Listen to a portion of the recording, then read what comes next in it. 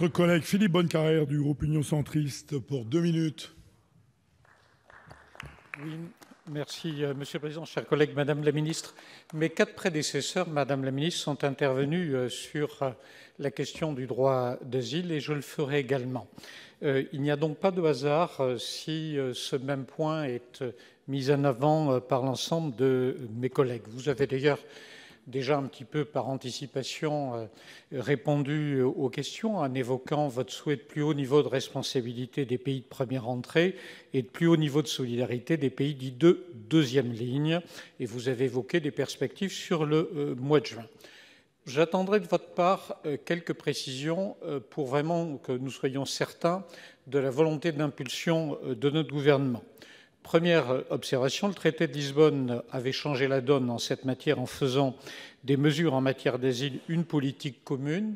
Donc, sauf erreur de ma part, nous ne sommes pas sur un sujet qui est soumis à la règle d'unanimité. J'aimerais savoir si ce contexte peut jouer favorablement sur la révision de Dublin III, mais aussi au-delà de Dublin III, sur les nécessaires convergences à la fois sur les procédures, je pense aux reconnaissances mutuelles entre pays européens des décisions qui pourraient intervenir, ainsi que sur le fond du droit d'asile. Je pense aussi que la question de la conditionnalité est posée, à la fois en externe et en interne. C'est ce que vous évoquiez il y a quelques secondes, Madame la Ministre, au regard du non-respect de décisions de la Cour de justice par certains pays européens.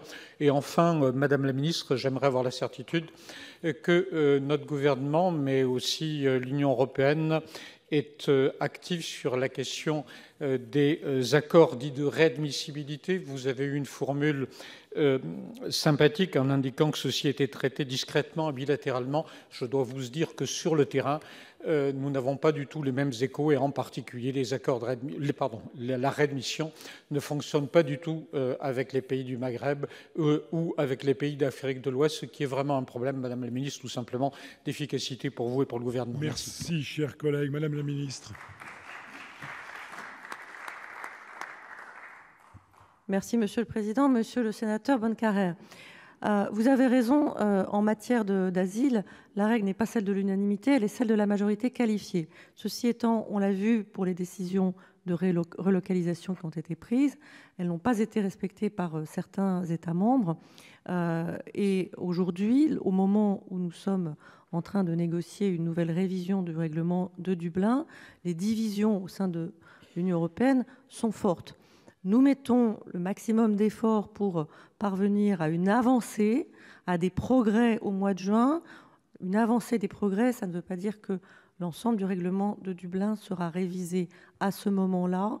Nous travaillons sur une harmonisation des procédures, des délais, des critères utilisés à travers l'Union européenne. Et de ce point de vue-là, le projet de loi Asile et Migration qui sera présenté à cette Haute Assemblée va dans le sens de cette harmonisation. Mais il restera encore des questions à traiter. Alors, vous avez évoqué le terme de conditionnalité. Et au moment où on examine le prochain budget de l'Union européenne, il peut être tentant de conditionner l'octroi de certains fonds européens aux pays qui respectent les obligations de relocalisation. Le président de la République a fait une proposition un peu différente, mais qui va dans ce sens, qui consiste à considérer que participe de la politique de cohésion l'accueil des migrants et que dans cette logique, les collectivités qui accueillent un nombre important de migrants doivent être éligibles au fonds de cohésion. C'est à la fois un soutien pour les États qui font de réels efforts et ce sont autant de fonds qui n'iraient pas vers les États qui refusent d'accueillir quelques demandeurs d'asile que ce soit. Merci Madame la Ministre. Chers collègues, il vous reste une trentaine de secondes. Oui, vous reprenez la parole. Oui, pour exprimer un soutien à cette action, Madame la Ministre, et vous dire que c'est celle-ci qui doit être mise en valeur vis-à-vis de nos concitoyens, étant par contre beaucoup plus dubitatif sur l'effet de réforme franco-française en ce domaine. Merci.